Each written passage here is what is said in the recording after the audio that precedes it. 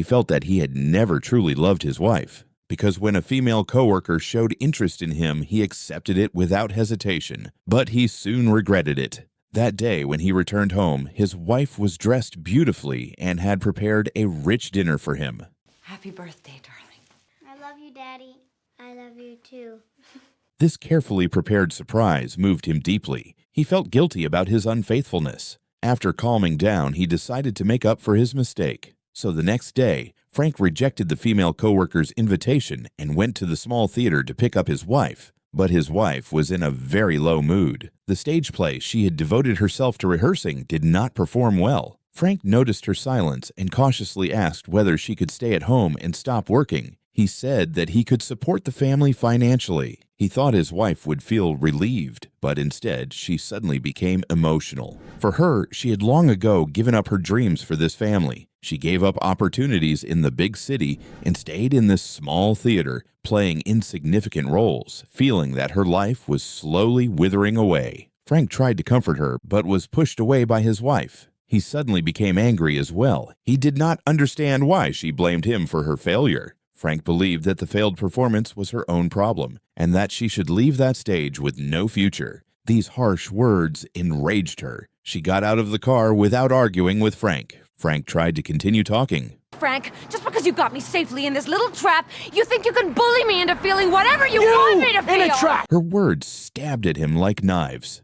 Pathetic, self-deluded little boy! Look at you and tell me how by any stretch of the imagination you can call yourself a man! Frank felt humiliated. After the intense argument, only silence remained. Both of them were exhausted. In the end, they still drove toward home. But both of them knew that this moment of calm existed only because there were two children at home. The next day, Frank still got up at the same time, put on the same suit, and prepared to leave. Before going out, he looked at this home.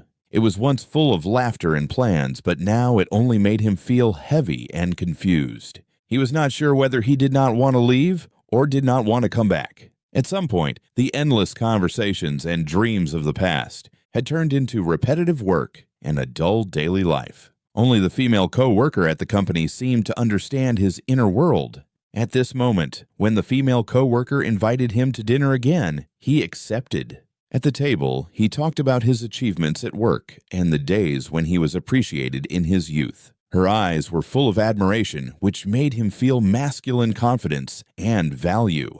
At that moment, their relationship crossed the line. After several days of reflection, April seemed to compromise. Maybe her husband was right. A stable life was more important than dreams. She tried to become a full-time housewife and began cleaning the house. That day, while organizing things, she found photos of Frank from his youth. In the photos, his eyes were bright. He was holding a paintbrush, and behind him was a poster of Paris. She remembered that her husband had once been full of passion and had dreamed of becoming a painter. Now, year after year of dull work had worn away his dreams. Maybe it was not only her who needed to change. That night, she was unusually gentle. She apologized for her anger and thanked Frank for everything he had done for the family. Frank's heart softened as well. The atmosphere seemed to ease. At that moment, April softly spoke the idea she had been thinking about for a long time. "Let's go to Paris." Frank froze. April's eyes were calm as she explained her plan in detail. She had already contacted a company in Paris and gotten a job as an assistant. This time, she would be the one working. Frank could quit his job, pick up his paintbrush again, and do what he truly wanted to do. It's what you are that's being stifled. It's what you are that's being denied and denied in this kind of life. And what's that?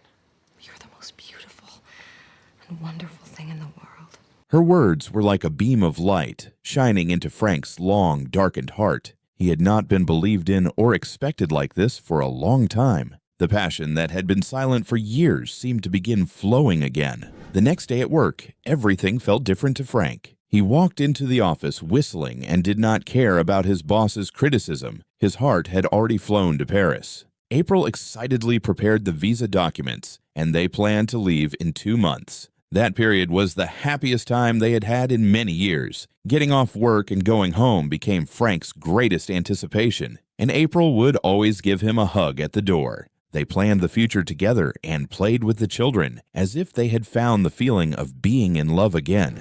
When Frank told his coworkers and neighbors about the plan to go to Paris, most of what he received was doubt and confusion. His coworkers thought he was crazy to give up a promising future for a risk. The neighbors appeared envious on the surface, but mocked them as unrealistic behind their backs. But none of these voices affected the determined couple. However, life is always full of accidents. Just before their departure, Frank was called into his boss's office. The boss praised the decisiveness Frank had recently shown and decided not only to give him a raise, but also to promote him to head an important department. This was a position Frank had hoped for many years. The boss told him, "Frank, let me tell you something my father told me.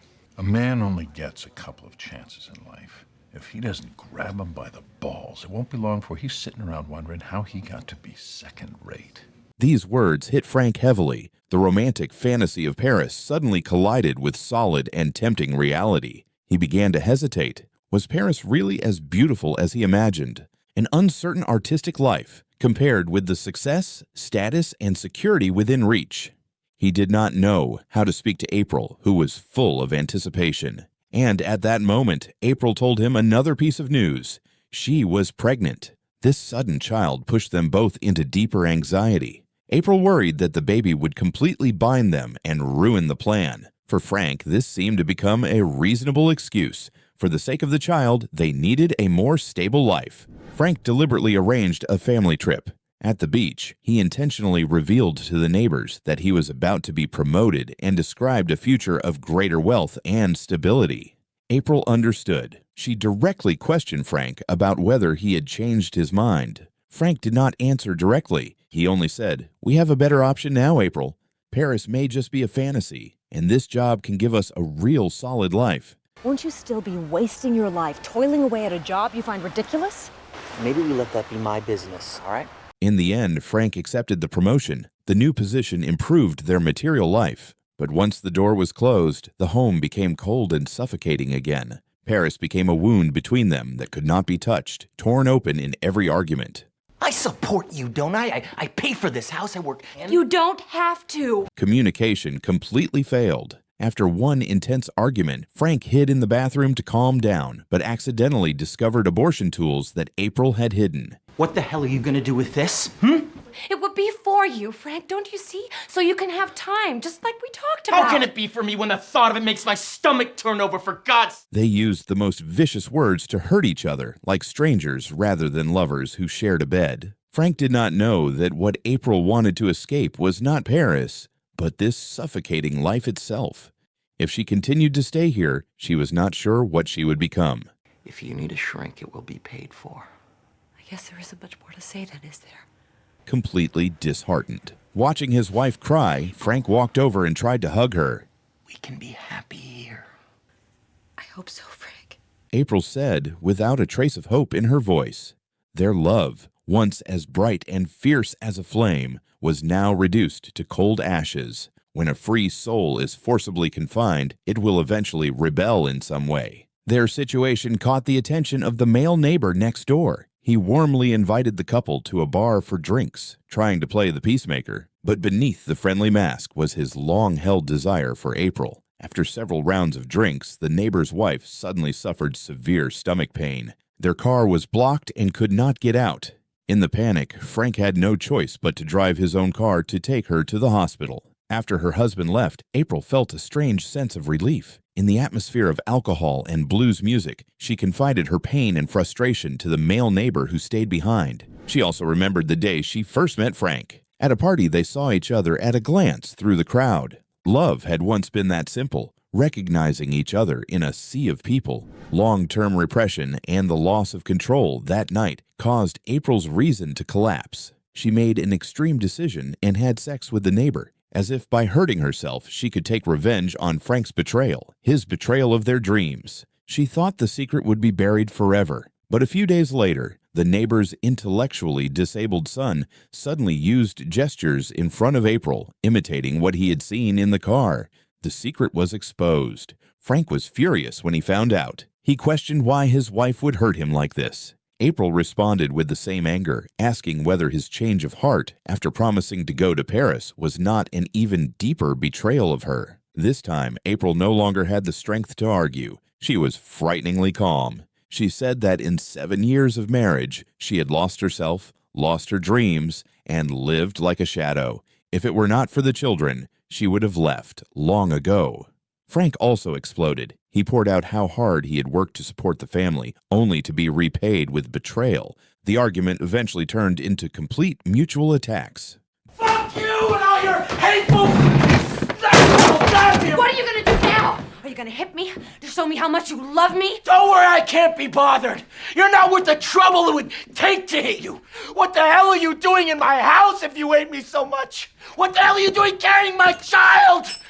I mean, why didn't you just get rid of it when you had the chance? April stared at the distorted man in front of her in shock, unable to believe that this was the person she had once deeply loved. They knew each other's weaknesses too well, so every word struck the most painful place precisely. April ran out of the house and did not return all night. Frank sat in the darkness and did not go after her. He felt trapped in endless darkness, unable to find an exit. He thought that everything was over. Early the next morning, just as he was about to go to work, he heard noises coming from the kitchen. April was wearing an apron and smiled at him as usual, saying good morning, as if the storm of the previous night had never happened. A strong sense of unease passed through Frank's heart, but he did not ask anything. Before leaving, he hesitated and turned back. And you don't hate me or anything? No. No, of course I don't. Frank let out a sigh of relief and went to work. April stood at the door, waving until his car disappeared from sight. Then, the smile on her face vanished instantly. She calmly washed the dishes, tidied up the kitchen, and then made a phone call to her mother. Just give them each a kiss for me and tell them After hanging up, she went upstairs and took out the abortion tools hidden deep in the closet. She prepared hot water and white towels and walked into the bathroom. After a long time, her face pale, barefoot, she slowly walked down the stairs. She stood by the window for a while, feeling the sunlight on her face. Then severe pain struck, and she realized something was wrong. Her survival instinct made her struggle to dial the emergency number. I think I need help. When Frank arrived at the hospital, it was already too late. The surgery failed, and April never woke up. His wife's death completely crushed Frank, who had just begun to regain a little confidence in life. He would never truly understand why April chose to leave in such a decisive way. Later, no one ever saw Frank again. Some said he took the children to Paris and fulfilled his wife's last wish. Others said he disappeared into an unknown small town, spending the rest of his life in regret. Should one accept the status quo or chase dreams? Should one embrace reality or fight against mediocrity? Everyone has their own answer. Marriage is not the end of love, nor is it a grave. It is love entering a more complex and more real stage. If what connects two people is only initial passion, marriage will be as fragile as a bubble. If there is only responsibility and obligation without love, marriage will become suffocating like a cage. Marriage isn't the finish line where love happily ever after. It's the starting line of real life together. It means you're a team, facing all kinds of problems side by side. The key isn't avoiding arguments, but learning how to solve things together. In the long run, what keeps you going isn't just the initial spark, but the daily choice to stay and work it out.